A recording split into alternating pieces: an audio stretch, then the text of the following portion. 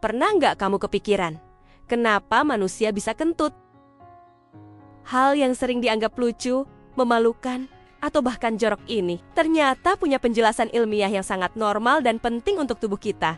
Dan menariknya, kentut itu bukan tanda sesuatu yang aneh. Justru sebaliknya, itu tanda sistem pencernaan kita sedang bekerja.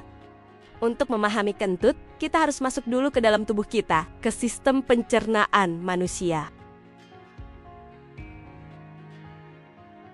Setiap kali kita makan, makanan tidak langsung hilang begitu saja. Mulut, lambung, usus kecil, dan usus besar, semuanya bekerja seperti satu jalur panjang pengolahan. Tujuannya sederhana, mengambil nutrisi dan membuang sisanya. Sekarang pertanyaannya, dari mana gas kentut berasal? Sebenarnya, ada dua sumber utama. Yang pertama adalah udara yang kita telan.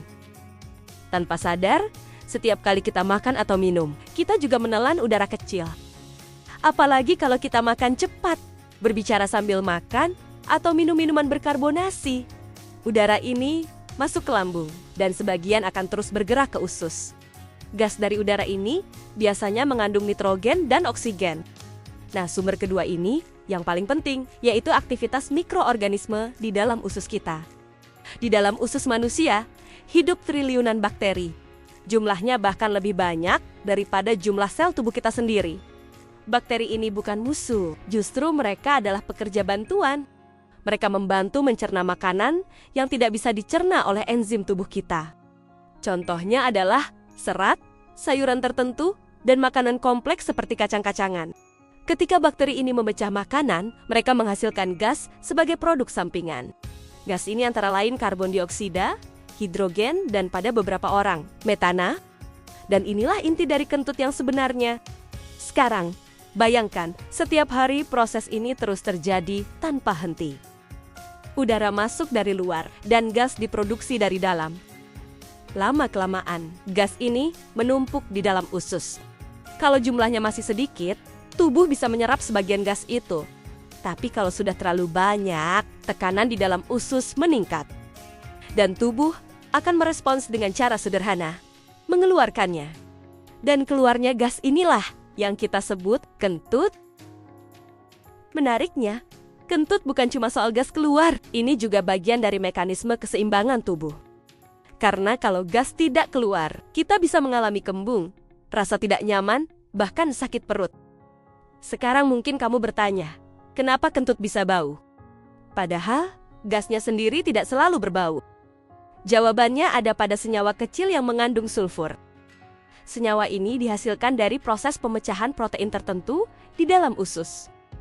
Jadi semakin banyak makanan tertentu yang kita makan, semakin kuat juga bau yang dihasilkan. Makanya, tidak semua kentut itu sama. Ada yang tidak berbau sama sekali, dan ada yang cukup mengganggu. Sekarang kita bahas fakta menariknya. Rata-rata manusia bisa mengeluarkan gas sekitar setengah hingga 1,5 liter per hari. Dan itu bisa terjadi sekitar 10-20 kali sehari. Bahkan saat kita tidur, tubuh tetap bisa melakukannya.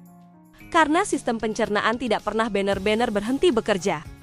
Hal lain yang sering disalahpahami adalah kentut itu sesuatu yang buruk. Padahal secara medis, itu hal yang normal. Bahkan dokter bisa melihat kondisi pencernaan seseorang dari pola gas tubuhnya. Jika terlalu jarang atau terlalu berlebihan, itu bisa jadi tanda sesuatu yang perlu diperhatikan. Jadi kesimpulannya, kentut adalah hasil alami dari proses pencernaan manusia.